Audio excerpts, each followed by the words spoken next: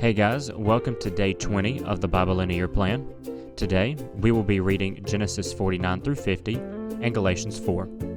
If you need to read more about this plan, visit the High Quality Gospel website with the link in the description of the episode and the podcast. Please leave a like and follow the podcast to stay up to date with new episodes. Now, let's begin with reading Genesis 49.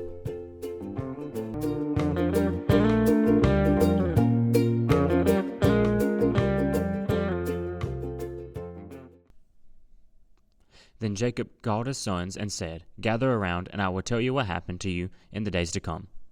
Come together and listen, sons of Jacob. Listen to your father Israel. Reuben, you were my firstborn, my strength and the firstfruits of my virility, excellence and prominence, excelling in power. Turbulent as water, you will not excel, because you got into your father's bed, and you defiled it. He got into my bed. Simeon and Levi are brothers. Their knives are vicious weapons. May I never enter their council. May I never join their assembly. For in their anger they kill men, and on a whim they hamstring oxen. Their anger is cursed, for it is strong, and their fury, for it is cruel.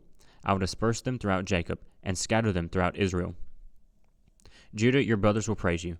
Your hand will be on the necks of your enemies. Your father's sons will bow down to you. Judah is a young lion. My son, you return from the kill. He crouches, he lies down like a lion, or a lioness.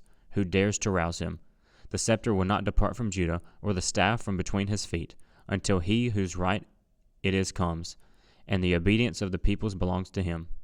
He ties his donkey to a vine, and the colt of his donkey to the choice vine.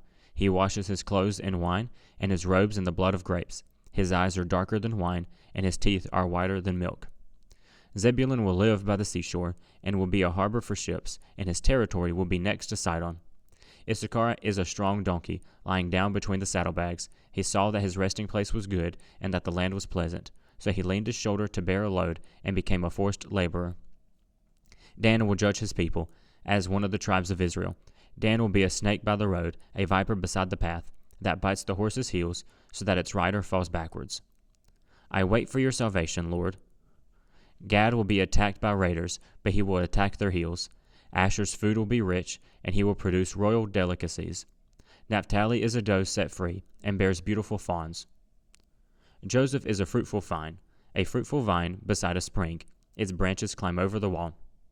The archers attacked him, shot at him, and were hostile towards him. Yet his bow remained steady, and his strong arms were made agile.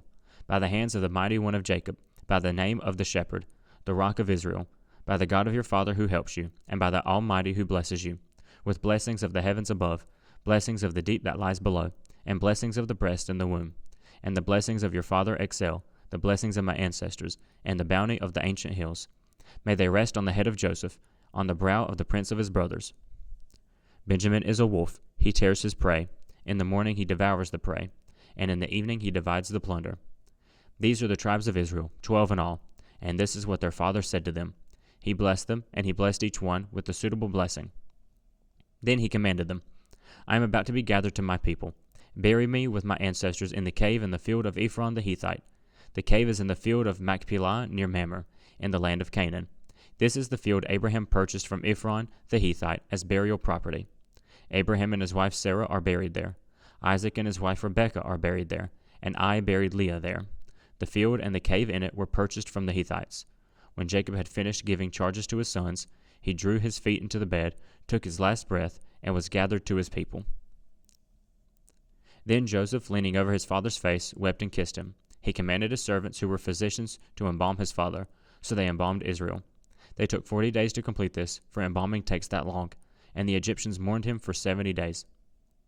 When the days of mourning were over, Joseph said to Pharaoh's household, If I have found favor with you, please tell Pharaoh that my father made me take an oath, saying, I am about to die. You must bury me there in the tomb that I have made for myself in the land of Canaan. Now let me go and bury my father, then I will return. So Pharaoh said, Go and bury your father in keeping with your oath. Then Joseph went to bury his father, and all Pharaoh's servants, the elders of the household, and all the elders of the land of Egypt went with him, along with all of Joseph's family, his brothers, and his father's family. Only their dependents, their flocks, and their herds were left in the land of Goshen. Horses and chariots went up with him. It was a very impressive procession. When they reached the threshing floor of Atad, which is across the Jordan, they lamented and wept loudly, and Joseph mourned 7 days after for his father. When the Canaanite inhabitants of the land saw the mourning at the threshing floor of Atad, they said, "This is a solemn mourning on the part of the Egyptians." Therefore the place is named Abel Mizraim. It is across the Jordan. So Jacob's sons did for him what he had commanded them. They carried him to the land of Canaan and buried him in the cave at Machpelah, in the field near Mamre, which Abraham had purchased as burial property from Ephron the Hethite. After Joseph buried his father, he returned to Egypt with his brothers and all who had gone with him to bury his father. When Joseph's brothers saw that their father was dead, they said to one another, "If Joseph is holding a grudge against us, he will certainly repay us for all the suffering we caused him." So they went this message to Joseph. "Before he died, your father gave a command. Say this to Joseph: Please forgive your brother's transgression and their sin, the suffering they caused you. Therefore, please forgive the transgressions of the servants of the God of your father."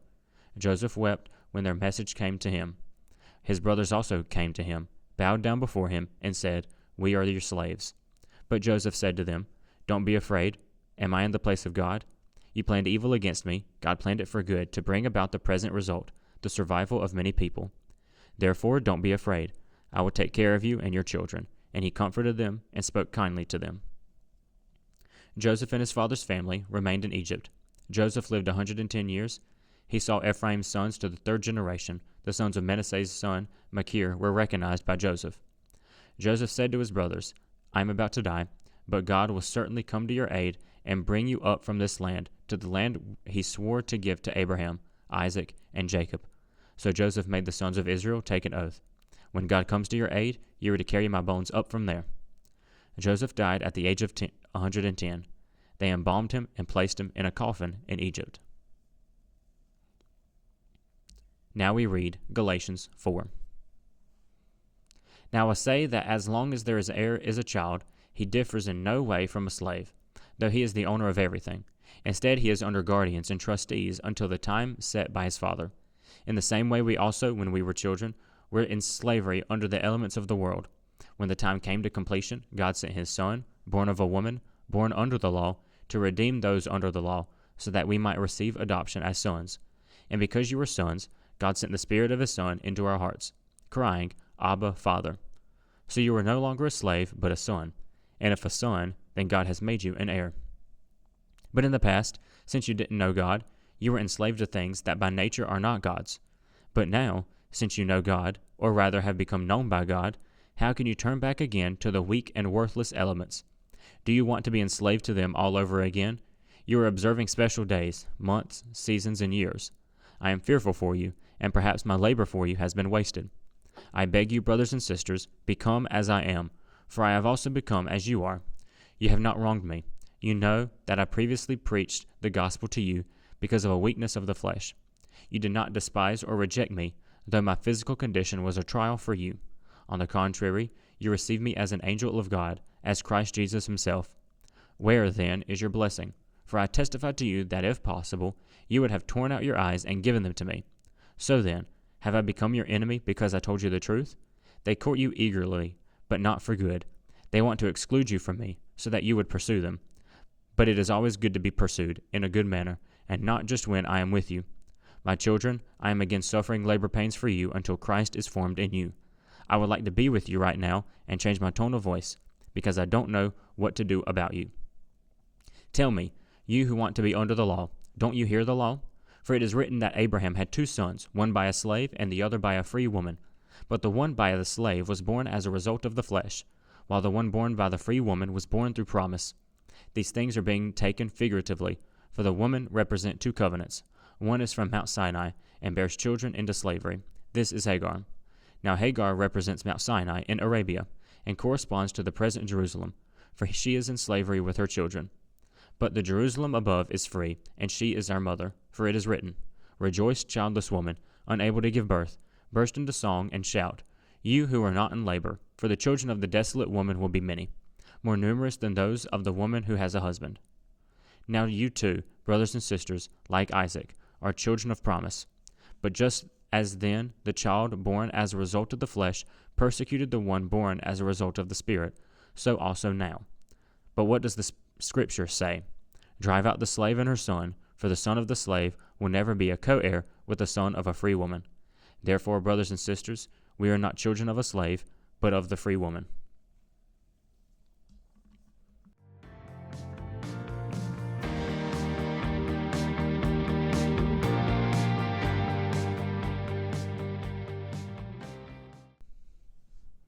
On day 19, we saw Jacob blessing Joseph's children well after they moved to Egypt to live and thrive.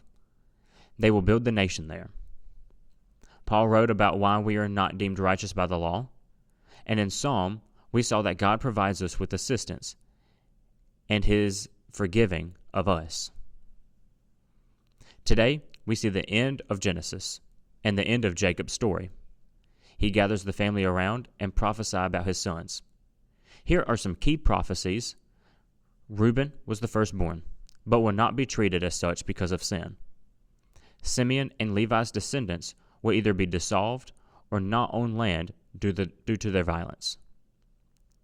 Judah will be the line where many kings and royalty come from, even Jesus. Issachar's tribe will be regularly attacked and enslaved. The tribe of Benjamin pretty quickly fought others in the Promised Land and fought against Israel. This passage gives us a large amount of insight to the future of Israel and what will become of the tribes. Jacob died, then years later, Joseph. And we end the story of Genesis in Egypt, waiting to go back to the Promised Land. Here we established all the events that lead to the next book, Exodus. Israel is in Egypt, growing and thriving. But soon that will change. But how do you feel about Genesis? What new things did you learn? But now that we are done with Genesis, let's ask the question one more time. How does God reveal himself in Genesis?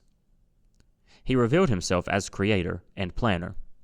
He created all creation, filled with mystery and wonder.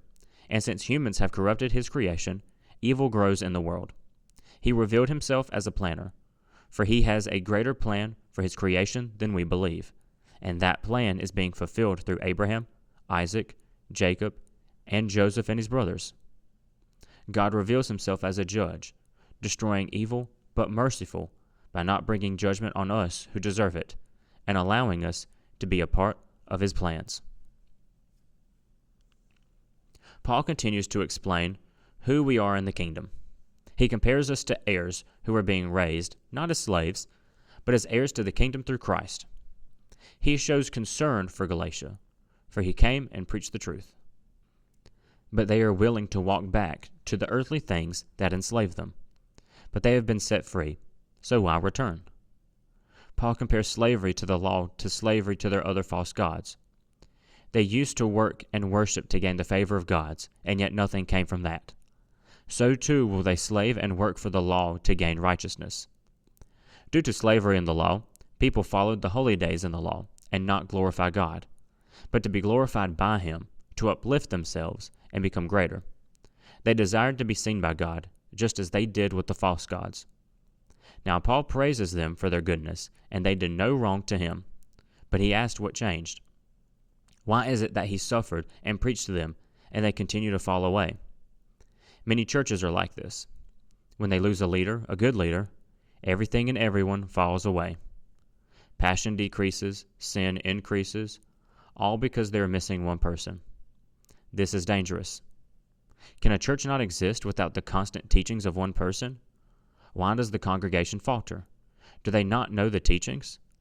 It's baffling to see a church destroy itself just because they can't be proper Christians, reading, understanding, and applying the word in their lives. Are you someone who needs a constant human shepherd to tell you what to do and when? Or do you follow the shepherd, Jesus Christ, allowing him to do good works in you and through you?